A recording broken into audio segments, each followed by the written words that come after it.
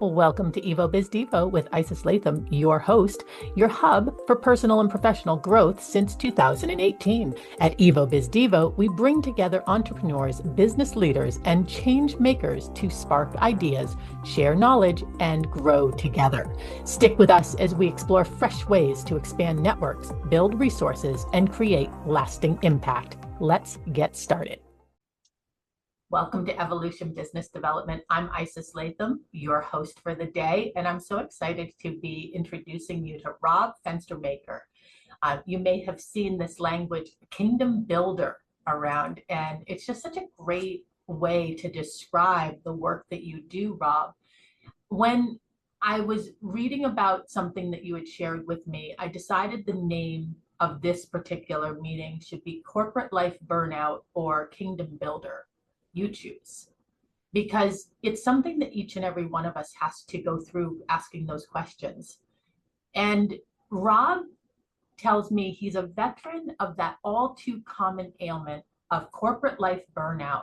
While many look at burnout through defeat, Rob turned his experience into an opportunity to explore life anew, filled with exceptional possibilities and the new directions for dramatic personal growth. And as he notes, fire lights the way and fire purifies. It is time for you to shine your way onto a new path that brings the purity of dreams you once held back to life.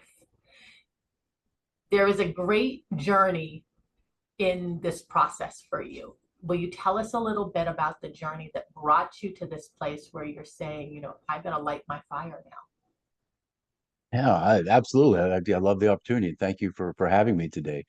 Yeah, as far as I do call myself a corporate burnout survivor, and I spent 25 years in corporate, and during my time there, I mean, I did well. But one thing I started to realize with that is I was always in the pursuit of chasing after success, and I mean, we all want to be successful in life. I mean, there's nothing wrong with success.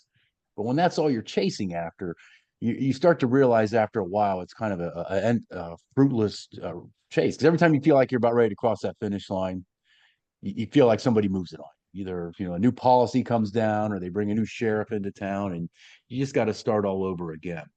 And it just wears you out. It wears you out constantly. Each and every day you go in and you just start to wonder, well, man, is this all there is? Is this all there is in life for me?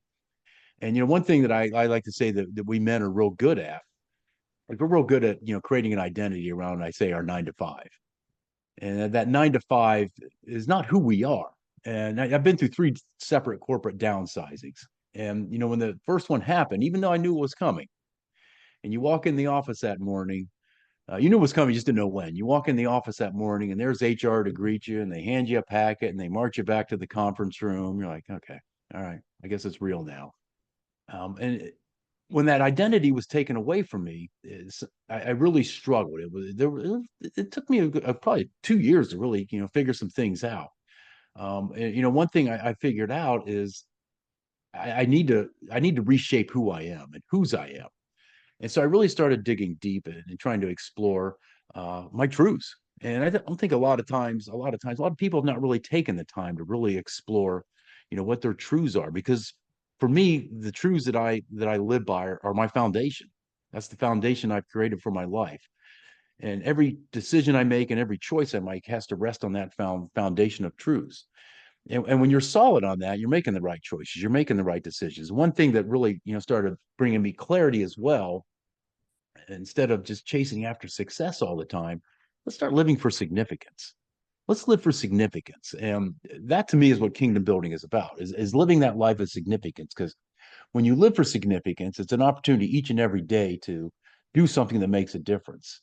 And, a lot of times, and, especially for me, I would hang on to my past. I would, create an identity around something that maybe happened in my past. And it, took some hard learning for me to realize I can't change my past. It's over. But what I can do is learn from it and move forward. Or other things I may do. I may focus on tomorrow and get anxious about tomorrow until I finally realize, what, there's no guarantee I'm even going to get it tomorrow. So why worry about it? But what I have is this thing called today. And in today is where all our opportunities exist, all our opportunities to make a difference with the life we have and the lives of those that we touch. And that's what kingdom building is about. We don't have to do the big grandiose things. We can if we want, but oftentimes the things that make the biggest difference in life when you're living a life of significance is just the small things, a kind word at the right time, or just a smile, because we never really know what's going on inside somebody's head. Um, but if we take the time to really listen, that's one of the greatest gifts we can give to somebody. That's the greatest gift of significance we can give to somebody, just taking the time to really listen with an empathetic ear. And uh, that can make the biggest difference in someone's life. And that's what significance is about, is us teaching or taking each opportunity and using it in a way to not only change our lives, but change others' lives. Two questions come up for me, and I'm going to start with one, and then, but I'm saying the two so that I remember. Um, the first is you created this imagery for us all, the marching to the conference room. Yeah. How does a person prepare for that? And you may have already shared it, but I'd like you to really give, because I don't know that everybody in the room has experienced that, but I think we all just experienced it through listening to you. Yeah. I mean, how do you prepare for it? Like I said, even though I knew it was coming, there's no preparing for it, because the company I was with at that point in time, and it was a major company nationwide, Mhm. and we were a smaller office, and you saw that they were one by one, they were closing off the smaller offices and going to larger offices. So we knew we were coming at some point. You know how I guess I prepared for it in the way that um, you try and make an escape plan, I guess. And I knew what was coming. I didn't, and I was kind of banking on the and maybe this was the wrong thing to do for me at this point in time. I knew it was coming, and I knew I'd be getting a severance package, and I could have had opportunities to leave earlier, but I'm like, you know what? I'm just going to hang out here and let it happen. And that to me was probably not the best move I made. Even though I did get a nice severance package, I think there could have been more opportunity looking with other organizations or other opportunities for me. And having, learning from that was an opportunity for me to maybe reframe it a little bit, reframe, what I knew was going to happen. And, being honest about it, talking with others that I knew were going to be impacted by. We all knew what was coming, and just having those conversations, I think, is powerful as well. I Because hear you saying proactive, honest conversation. yeah, Sounds exactly. Have those conversations with other people. it sounds to me like um, the greatest thing that somebody could do is choose how they're going to step into that next experience. And I think that's something that Yeah. every single person can relate to.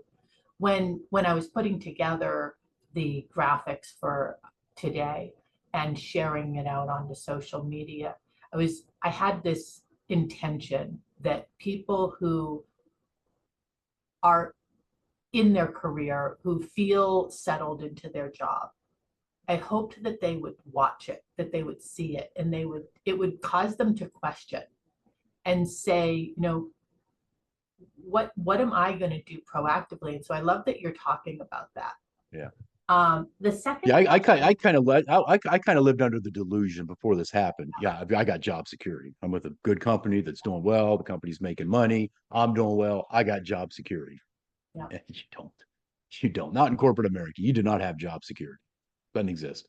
I am betting that you'll have a great answer for this. The question that I wanted to ask is, what about for those people that their work doesn't make them feel like they're living for significance by serving others, by changing the experience that others are having in relationship to them.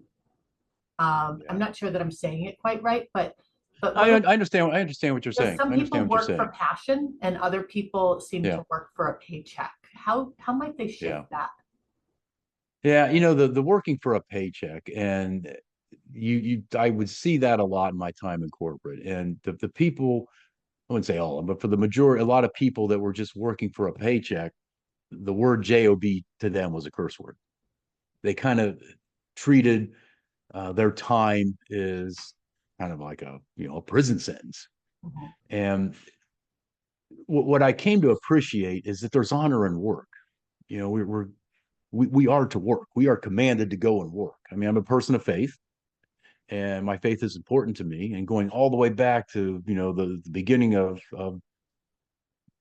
Adam and Eve, they were created to work the garden. So there is honor in work. So you have to find honor in what it is you do. And that Martin Luther King said that he talks about that. I'm going to butcher the quote, but he admires the man who, regardless of what his job is, he does it with all. Like he creates it as an art. And I've always admired people. They could have the most menial job, but if they do it with joy in their heart, I've always admired those people that they can have that. I mean, you can be spreading tar on the road, but if you're doing it with joy, that's what it's about. That because they find honor in that, and we can find honor in anything that we do, anything that we do of labor. There is honor within that. Sometimes you have to discover what it is, and You it's said, the other thing I really grasped in my time in corporate was you got to be that CEO of that 20-foot space or whatever it is. That 20-foot space, I was the CEO of that, and you have to be in charge of that. That is who you are, and you have to create that brand of, I don't know other words, of how you're going to engage your work life, and be that CEO of what responsibility you are given. And that did serve me well. is that part of the work that you do as kingdom builder with your clients? I mean, what I do now is I really want them to see the opportunity that they have. I want them to understand that your identity is not, if it's a 9 to 5 or whatever it may be, you have so much more identity than that. And I really want them to focus on, one, building that foundation for their life and bringing clarity to what it is they want to accomplish in their life. Because sometimes we have vague ideas of what we want to do, but you got to be clear. When you are clear, nothing's going to get in your way. Martin Luther King said, "I have a dream." But he never said, "I have a plan." I hear "I have a plan." I used to think of those endless corporate meetings where it was just death by PowerPoint. But he said, "I have a dream." And he was able to inspire millions of people into his dream because he had clarity around what it is he wanted to do. He had a destination in mind, and he was going to get there. We all can do that. Maybe we can inspire millions. But in order to do that, you have to have a clarity around where it is you want to go, because people are attracted to those that have that clarity. That are on a mission of life. Because I mean, we're kind of in a bit of a leadership void in this our society right now. And people are attracted to leaders of character, leaders that are foundationally strong. And those are the type of people I want to empower. I want them to empower, to understand the opportunity that they have to be that man or that woman of that will take people on that journey with them. And when you are a leader, you got to know who it is that's your tribe. I like to call it your tribe. Who's your tribe? Because if you don't know who your tribe is, you're leading and no one's following. You're just out for a Sunday stroll. So you got to know who it is so you can take them effectively on that journey with you. And people will do it when you are clear and you have a destination in mind. People will gravitate to you. Your tribe will find you. I think what you're describing sounds very, very attractive to a lot of people. Will you share a story of one of your clients? Obviously, don't tell Yeah, this I name, absolutely but can. I absolutely tell us a can. story. Yeah. I had a client that came to me. He had done some acting in the past, and it didn't quite work out. And he really wanted to get back into that space. And he also had a couple other endeavors he was wanting to do. He wanted to get into drone photography, but he just didn't know what to do with it. So we really started bringing clarity to those two dualities that he wanted to do. He wants to get into acting, but he needs to have something on the side to help support him. And we started creating an action plan for him. And I encouraged him where the area he was at. There was just local community or community theaters. And I said, get involved in that. Just do that. I mean, because they're always looking for somebody. And he's done it. And since then, he's been involved in that. He's been able to, get some commercial gigs. That's part of the acting gig. Somewhere you got to start. And he started to understand that, too many people think, that I want something, I want it to happen now. Well, there's a lot of work that needs to happen. We just see these people that have been successful in their life, and we look at that and we say, well, my goodness, if they can do it. What we don't see is the 10,000 hours they put in. We don't see the long nights that they put in, the grind, everything that they had to do to get to that point. All we see is the end result, and we think it's a piece of cake.